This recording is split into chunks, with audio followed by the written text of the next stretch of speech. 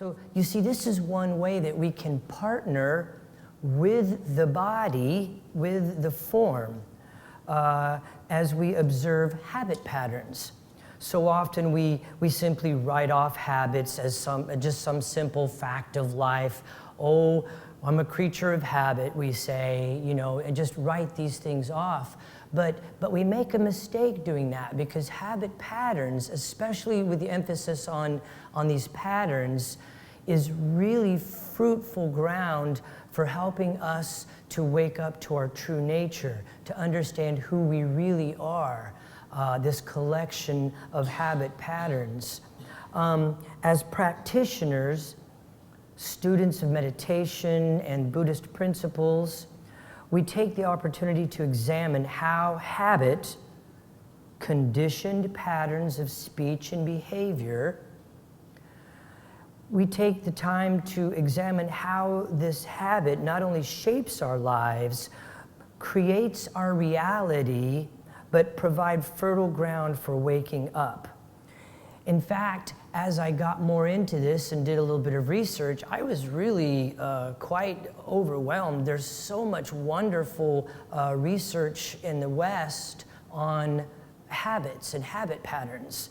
And did you know, for example, that numerous studies that I looked into cited that over 50% of our daily activities are based on habit patterns. And that's actually the conservative one. There were others that said 70, 80, 90. So it said that over 50% of our daily activities are based on habit patterns. What a wonderful laboratory. There was a great Zen master used to talk about, we have come to explore this laboratory, this wonderful mind-body laboratory.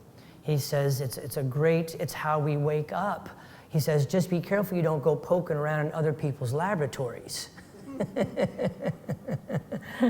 So if we spend 50% of our daily activities caught up in habit patterns, I went on to also read why it's so interesting.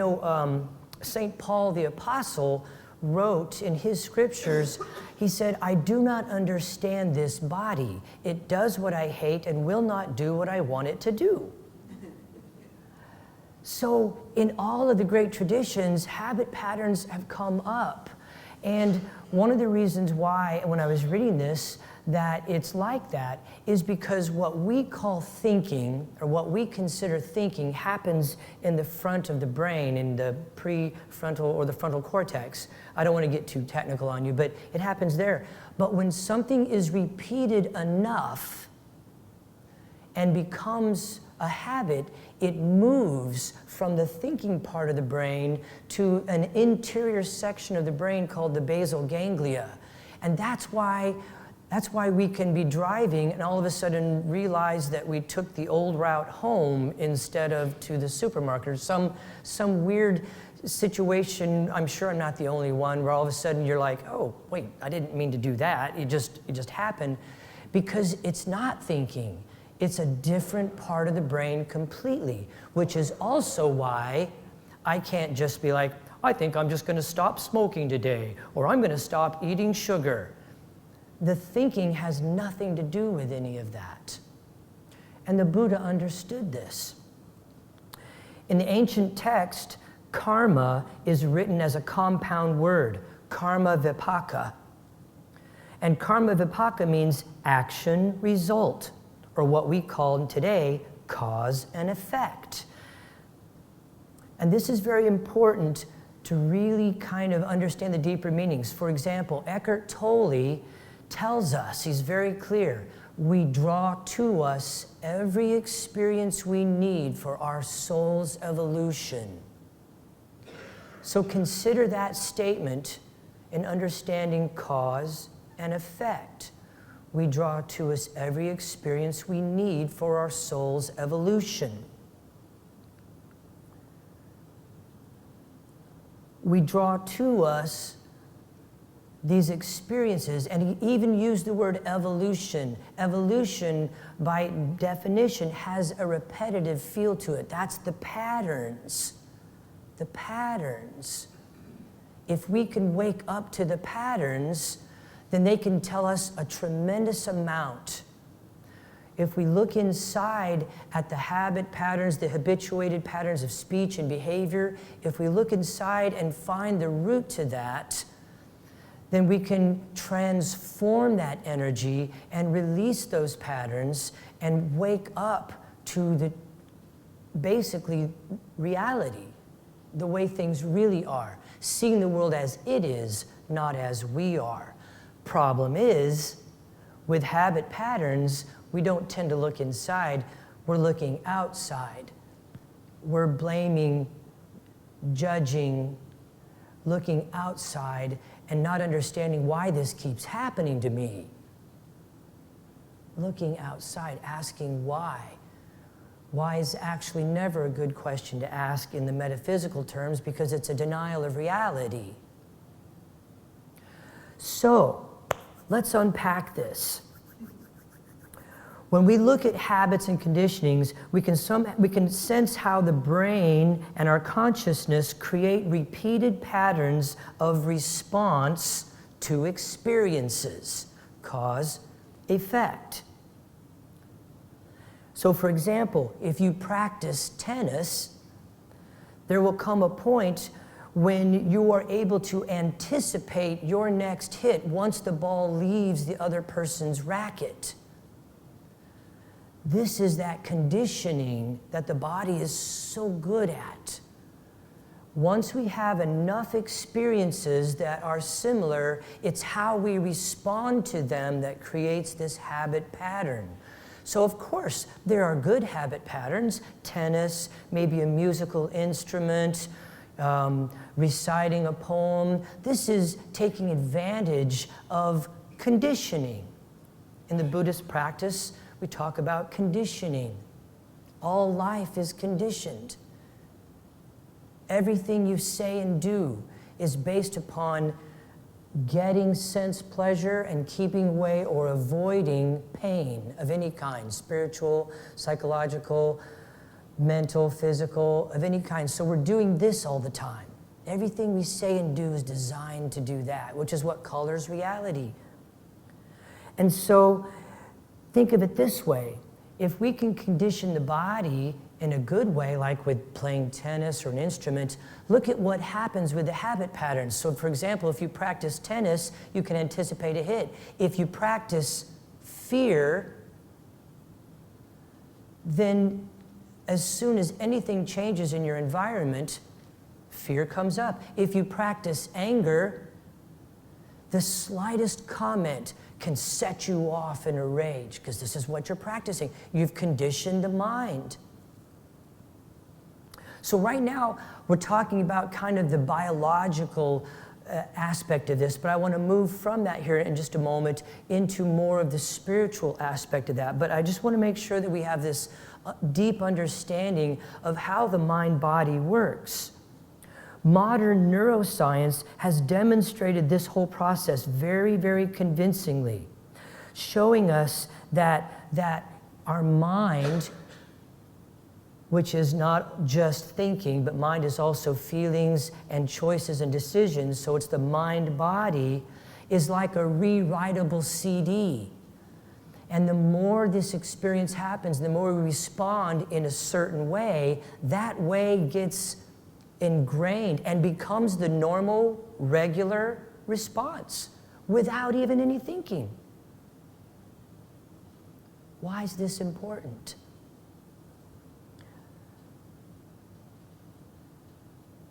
Because what happens is when we respond to life in a regular pattern and then we ingrain it, the brain actually grows, changes, and forms to ingrain, to actually literally neuroplasticity grow in that way. This is huge. Why?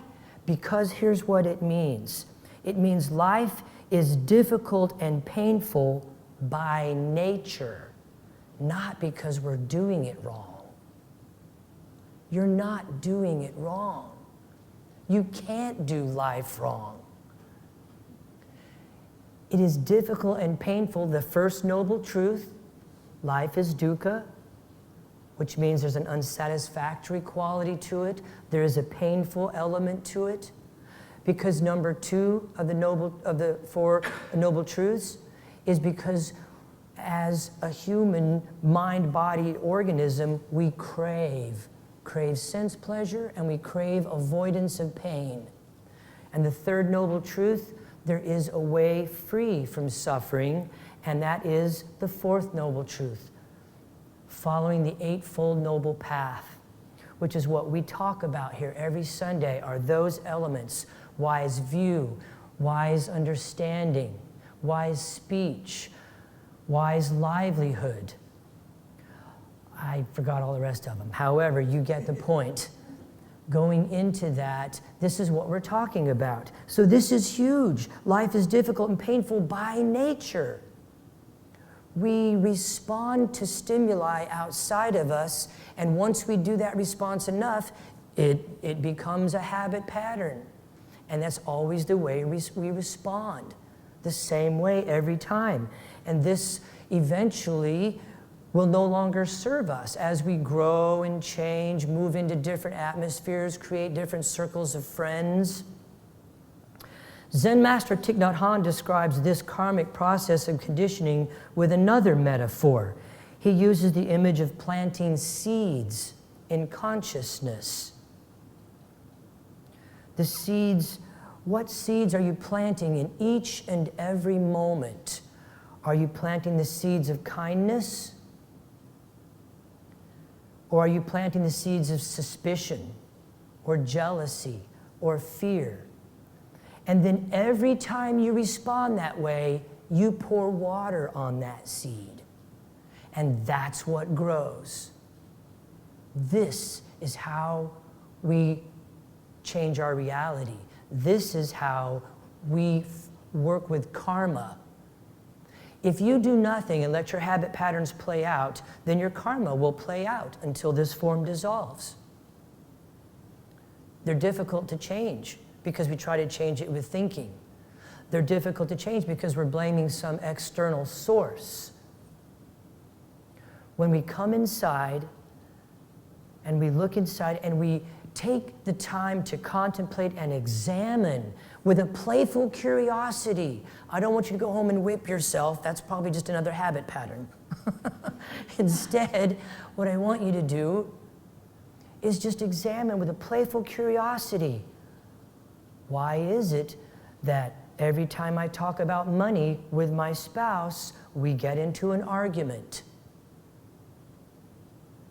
Why is it that every time I get into the car, I'm suddenly in a hurry? All these juicy, delightful little habit patterns that really go unnoticed. The invitation today is to simply notice the habit patterns.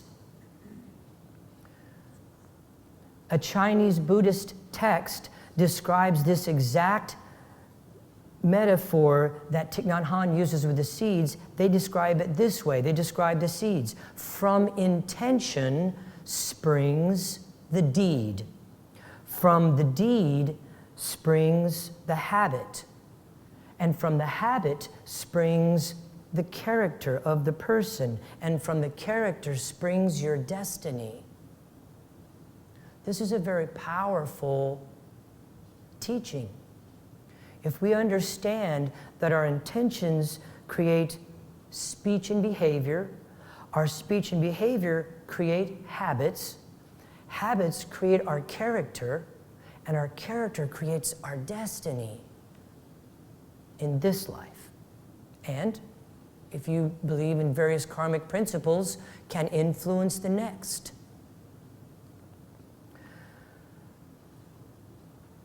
So let's look at some of these. For example, I caught myself just the other day having coffee with a friend. My friend's coffee ran out, and my friend was looking around for a waitress, was holding up the cup, and I caught myself looking around trying to flag down a waitress. And I stopped, and I'm like, why was I doing that? And I noticed then the next couple days, other situations arose where I'm trying to fix or help a particular situation. This gives me insight into this habit pattern of trying to fix a situation. What's that about? If you follow that in deeper, underneath that need to fix things was a belief that there's something wrong, that this situation, this moment is not right, it's wrong. If we go through life believing that every moment is wrong, then we go through life trying to fix every moment, trying to rescue our friends because we think they're broken. They're not. There's nothing wrong with them. They're experiencing exactly what they need to experience for their soul's evolution. And for us to jump in the middle of that is about us, not them. Me trying to relieve the problem, to fix the situation, is not about the situation, it's about the way I respond to life. So we work with the little habit patterns. Why is it that I have to have dessert after every meal? Where's that a law? It's not. It's a habit pattern. When somebody says, hey, how you doing? Oh, I'm fine, how are you? We have these speech patterns that are very, okay, I just respond. Now I understand social contract. When they say, how are you? They don't really want a 2-hour diatribe on what's going on with your family.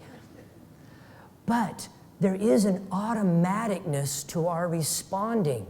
Let me take that idea a little further. If somebody comes to you complaining about another family member or a coworker or a friend, what do? Do you rally with them? Oh yeah, he's terrible. Why, that guy ought to be fired. Who does that kind of stuff? Rally and supporting with them. That's a habit pattern. That's a habit way of responding to complaining. And it's not skillful. If someone is suffering and is blaming somebody else outside of them, for you to join in and blame that person, number one, you probably don't really know that. Number two, you're cementing, you're helping them to affirm that it's not anything within them, it's outside of them. So a proper response when someone comes and complains about so-and-so, the proper response is, yeah, I understand. I know that must feel really bad. Acknowledge what they're feeling instead of reinforcing their external locus of control, because it's not outside of them. It's how they're responding to life. How do you respond when somebody talks to you about politics? I'll bet you it's a habit pattern. Driving on the road, lots of juicy habit patterns there. When you get into the car, do you just flip on the radio? What's that about? I'm not saying you have to overanalyze your life. Again, it's the playful curiosity of just kind of going in and looking at that, examining what's underneath that habit pattern. It might have been at one time something that you were working with, and now it's just a habit pattern. At one time, maybe it was to impress your friends with your knowledge of music, because what you could say wasn't enough. And you believe that. And so now it's a habit pattern. Cranking up the jams. Or maybe it's a belief that I need more stimulation. Just silence is uncomfortable. There's something wrong with that moment. So who knows? That's what we're inviting you to do, is to go in and work with what is behind the automatic habit patterns of speech and behavior. And so the key to all of this is we can work with habit patterns through mindfulness.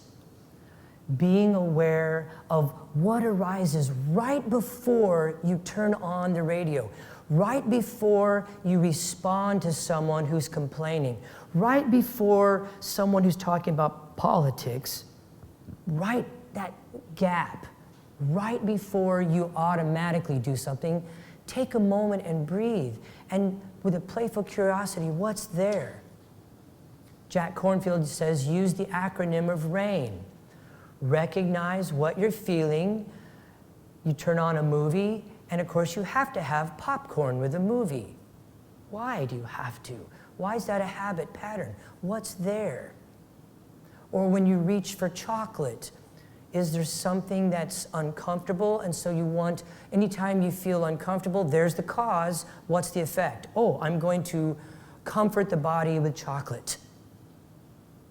Stop and just feel what's uncomfortable. Be present with the feelings. This will rewire your brain. This will stop reinforcing that it's outside of you is where happiness and joy lie, in that hostess ho-ho or that ding-dong. It's not out there. That's a temporary moment-by-moment joy that is gone, and then you want more. And then your habit keeps going and can actually turn into addiction. So working with mindfulness, we use their acronym RAIN. Recognize what you're feeling. Oh, there's some discomfort or some uneasiness. Then the A in RAIN stands for allow it to be here. Okay, well, that's what's happening right now. I accept this moment and I allow that to be here. And then the I stands for investigate the suffering. Look at not only what you feel right before you do the automatic response, look at the feeling and then look at the automatic response. This is true power versus force. Ooh. That means one of you just got enlightened. And then the N in RAIN stands for non-identification. Realize and notice that if you can be aware of it, it's not who you are. In other words, you're not in it. You're aware of it, not caught up in it. So this is how that we can work with habit patterns. And since they happen all day, every day, there are plenty of opportunities to practice. And so the Buddha is talking about how our experience becomes habitual. And if we continue to respond to life with thoughts and emotions that are avoiding or grasping, then we will experience greater and greater suffering. If we respond to life with mindfulness, patience, and compassion, then we will experience greater joy. And that is our invitation today, to work with habit patterns and see if we can become aware of how we respond to different external experiences, especially the regular ones, driving, talking about money, going to work, being at work. Understand the cues that kick in the habitual patterns of speech and behavior.